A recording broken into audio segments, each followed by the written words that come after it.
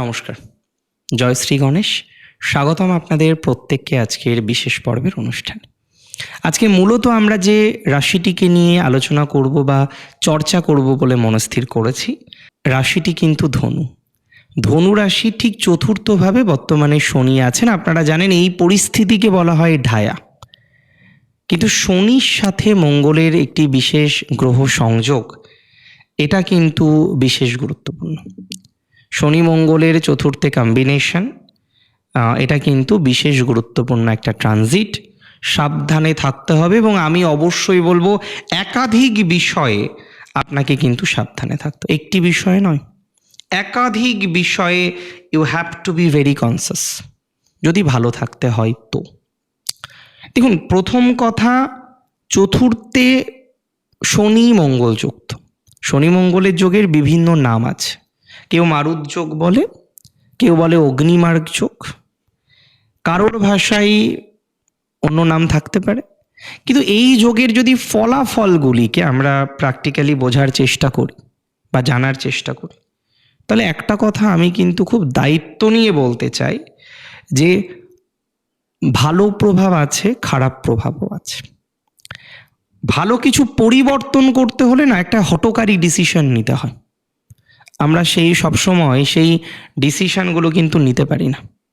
আমরা চাইলেই হঠকারী ডিসিশন নিতে পারি বলুন তো?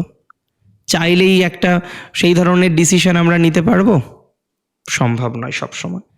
কিন্তু এখানে গিয়ে এমন কিছু ডিসিশন আপনি নিতে চলেছেন বা নিতে পারবেন, এমন কিছু বিষয় আপনি করতে চলেছেন বা করতে পারবেন, যে জায়গাগুলো দীর্ঘদিন ধরে আপনি করতে সমর্থ হচ্ছিলেন না, দীর্ঘদিন ধরে কমপ্লিট করা যাচ্ছিল না, যে জায়গাগুলো দীর্ঘদিন পরিকল্পনা করলেও আপনি সাকসেসফুল হতে প্র্যাকটিক্যালি পাচ্ছিলেন না। আমি বলে দিই, প্রথম হচ্ছে গৃহ বা বাড়ি। আজকে বাড়ি বা জমি নিয়ে যাদের অসুবিধা আছে, গৃহ বা জমি নিয়ে যাদের একটা বড়সড় প্রবলেমের জায়গা আছে, বাড়ির বিষয়বস্তুগুলো নিয়ে যারা খুব বেশি চিন্তার মধ্যে রয়েছেন, আমি কিন্তু এতটুকু শিওরিটি দিতে পারি, যদি প্রকৃত অর্থে দেখা যায় যে আপনার বাড়ি নিয়ে, ঘর নিয়ে, পরিবারের সদস্যদের নিয়ে একটা ভয়াবহ ডিস্টারবেন্স, দুশ্চিন্তার জায়গা আপনার রয়েছে, আমি আপনাকে একটা সিম্পল কথা বলবো, একদম সিম্পল কথা, সহজভাবে বলবো, আপনাকে আইদার জায়গা চেঞ্জ করতে হবে, অথবা আপনাকে প্রপার প্ল্যানিংয়ে আসতে হবে, আপনাকে অথবা যেটা করতে হবে, আপনি যেন নিজেকে সিকিওর করতে পারেন, তার জন্য যেন অন্য ধরনের পরিকল্পনাগুলো করা যায়। তাহলে বাড়ি থেকে আইদার আউট অফ সাইট যেতে হবে, একদম পরিষ্কার। হোম সিকনেস বহু ধনুরাশির আছে, আর এই হোম সিকনেস যদি না ছাড়তে পারে ধনুরাশির, আমি বহু ক্ষেত্রে দেখেছি ডেভেলপমেন্ট হয়। সো হোম সিকনেস আপনাকে ছাড়তেই হবে। হোম সিকনেস ছাড়ুন। কিছু কিছু ক্ষেত্রে প্রচুর ল্যাথার্জিক এনার্জি, এই জায়গাগুলোকে ছাড়তে হবে। ইমিডিয়েট বেসিসে ছাড়ার আমি পরামর্শ দেব, এটা দরকার। এটা যদি করতে পারেন তাহলে ভালো ফলাফলগুলো আসবে। শান্তিপূর্ণ একটা সহ অবস্থান আপনি কিন্তু করতে পারবেন বা চালাতে পারবেন। তাহলে আমি বোঝাতে পারছি কোন জায়গাটাকে সেফ রাখতে হবে। সব থেকে যেটা ইম্পর্টেন্ট সেফ রাখার বিষয়, সেটা হলো আমি বলবো হোম সিকনেস ছাড়ুন।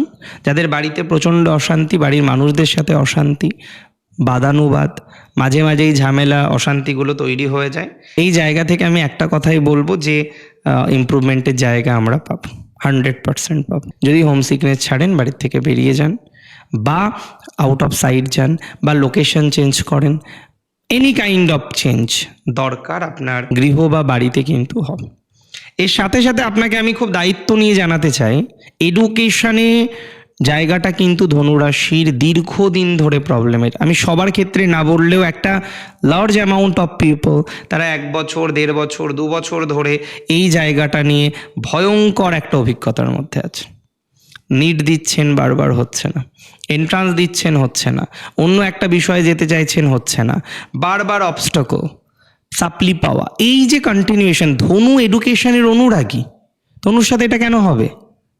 তারা পড়াশোনা করতে ভালোবাসে, তারা শিক্ষিত হয়, কিন্তু আজকে গিয়ে যেন এত বাধা, আজকে গিয়ে এত স্ট্রেস। আমি আপনাকে একটা সিম্পল কথা বলতে চাই, ধনুরাশির জাতক জাতিকাদের ক্ষেত্রে প্রচুর পরিমাণে মডিফিকেশন, ডেভেলপমেন্ট এগুলো পাওয়া যাবে, শুধু একটু আপনাকে জাস্ট একটু এগিয়ে আসতে হবে। প্রচুর এগিয়ে আসার আপনার দরকার নেই, শুধুমাত্র একটু এগিয়ে আসুন, তাতেই ভালো ফল পাবেন। ঢায়া চলুক না ঢায়ার মতো, অন্য পরিস্থিতি চলুক না, সব পরিস্থিতি থাকুক, তার মধ্যে যতটা আপনি ভালো থাকতে পারবেন সেই ভালো থাকার চেষ্টাটুকু আমরা অন্তত করি। একটা কথায় বলবো, দেখুন, ধনুরাশি জাতক জাতিকাদের শনি মঙ্গলের এই যোগটা, প্রত্যেক যোগের তো কিছু প্রভাব থাকে, কিছু পরিবর্তন আমাদের লাইফে এনে দেয়, কিছু থিঙ্কিং বা সিদ্ধান্তের পরিকল্পনা এনে দেয়, নতুন নতুন কিছু পরিকল্পনার জায়গা আমরা জীবনচক্রে অ্যাচিভ করতে পারি। সো আপনাদের জীবনচক্রেও এই জায়গাটা প্রপারলি ট্রিট করতে হবে, প্রপারলি ম্যানেজ করতে হবে, প্রপারলি চলতে হবে। প্রবলেম থাকবেই লাইফে, সবার লাইফে প্রবলেম থাকবে। প্রবলেমহীন জীবন হয়? আদৌ হয়? সম্ভব? কখনো সম্ভব? হতে পারে? কখনো পারে না। সো প্রবলেম থাকবে, এটা আমরা সবাই জানি যে কোনো না কোনো সমস্যা থাকবে, কিন্তু সমাধান আছে। প্রত্যেক প্রবলেমের পৃথক পৃথক সমাধান হয়। এডুকেশনটাকে খেয়াল রাখতে হবে বাচ্চাদের। এবং আমি বলবো, অনেক সময় দেখা যাবে এই সময়ে আপনার যোগ্যতা আছে, আপনি পারছেন, আপনি পড়াশোনা করেছেন, ইউ ডিড ইউর স্টাডি, সব ঠিক আছে, কিন্তু আপনি যেন একটা ভীতির মধ্যে আছেন, ভয় পাচ্ছেন, যে কারণে আপনি এগিয়েও যেন এগোতে পারছেন না। বহু জাতক জাতিকে আমি দেখলাম যাদের রাশি ধনু, ভীতির কারণে এত ভালো প্রিপারেশন, বলার ভাষা রাখে না, এত ভালো প্রিপারেশন, কিন্তু তারপরেও একটা ভীতির কারণে সে যেন ডেভেলপমেন্টটা করতে পারছে না। একটা ভীতির কারণে তার মধ্যে যেন কত রকমের অশান্তি, কত রকমের প্রবলেম, এগুলো কিন্তু তৈরি হয়ে গেছে। সো ভীতির জায়গা থেকে আমাদের বেরোতে হবে, নিছক ভীতির জায়গা থেকে বেরোতে হবে। বিনা কারণে ভয় পেয়ে কোনো দরকার নেই।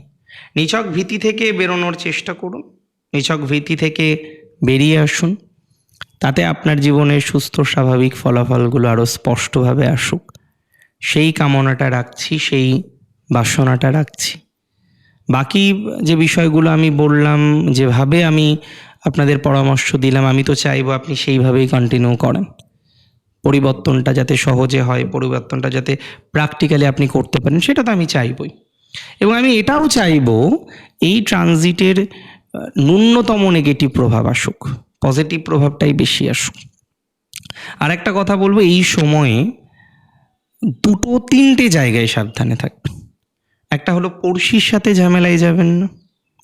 2 নম্বর, কোনো বন্ধু বান্ধবের পাল্লায় পড়ে তার পক্ষে যাওয়ার জন্য কোনো জটিলতা, আইনি জটিলতা, এগুলোই জড়াবেন না, প্লিজ, এটা মাথায় রাখতে হবে। আর একটা বিষয় আছে যেটাও আপনাকে বিশেষভাবে মাথায় রাখতে হবে, কোনো রকম ভ্রান্তিমূলক বিষয়ের সাথে যুক্ত না হওয়াই ভালো। কোনো রকম প্রলোভনে পা দেওয়া ঠিক হবে না, এটা মাথায় রাখুন। অ্যান্ড তার সাথে সাথে বলে দিই, ইনভেস্টমেন্ট এই সময় খুব ইম্পর্ট্যান্ট। যদিও রাস্তাঘাটে যারা চলাচল করেন একটু সাবধানে থাকবেন, সে তো সবাইকেই সবসময় থাকতে হয়।